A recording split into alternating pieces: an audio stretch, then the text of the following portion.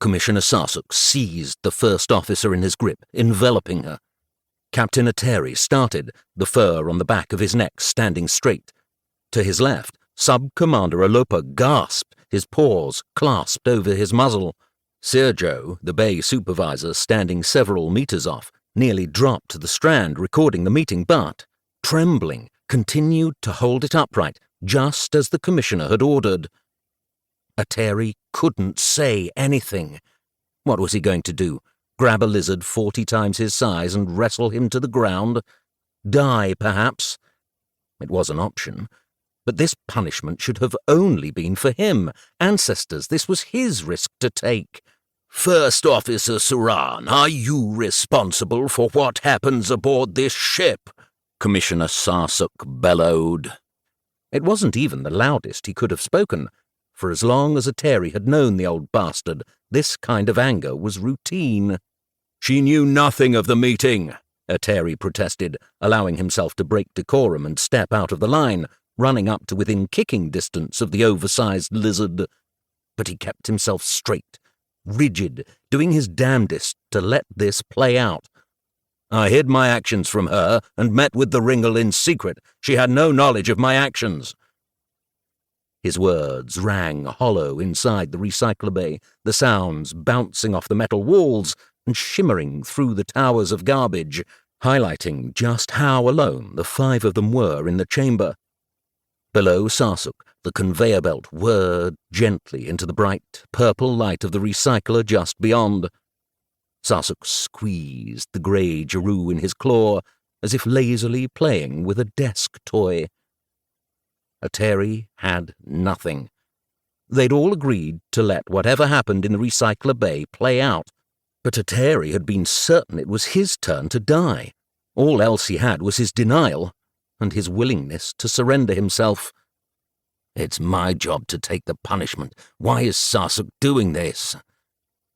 Suran inhaled as deeply as she could manage and shook her head. Tears, likely from the sulphuric sting of Sarsuk's breath, poured from her eyes. Defiantly, she said, I didn't know. She could barely get the words out. Are you responsible for what happens aboard this ship? Sarsuk roared.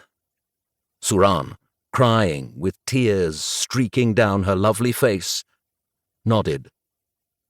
It happened so suddenly, Ateri didn't even hear when Sarsuk squeezed his claw tightly. Some of Suran's blood landed in Ateri's mouth, and for a moment he could not move. It was as though his brain had disconnected from his body in a vain attempt to deny the obvious. Suran was dead. As if to punctuate the point, Sarsuk casually flicked her body away from himself toward the mouth of the recycler. He missed, and her body, already burst open in the middle, smacked wetly against the top of the frame before slumping down onto the conveyor belt. She still twitched. Ateri, lunging several meters toward the conveyor belt, reached for her. Some stupidity he'd yet to rid himself of said, It takes 7 minutes for the brain to become oxygen-starved. Maybe she can still be saved. Maybe we could find a way. His fingers slid wetly across her cheek. So much blood had already spilled from Suran that she was already cold. Her eyes betrayed no hint of life. She slipped away, and he reached for her again, grabbing her necklace. It casually slipped off of her neck as though nothing was holding it there. When Ateri looked up again, he saw through the wetness of his eyes that her body was already drifting into its constituent molecules in the light of the machine. Suran's string of beads slid from his paws and clattered to the deck. To keep listening to this audiobook, I've left you a link in the description so you can do it, at no cost thanks to Audible's 30-day free trial.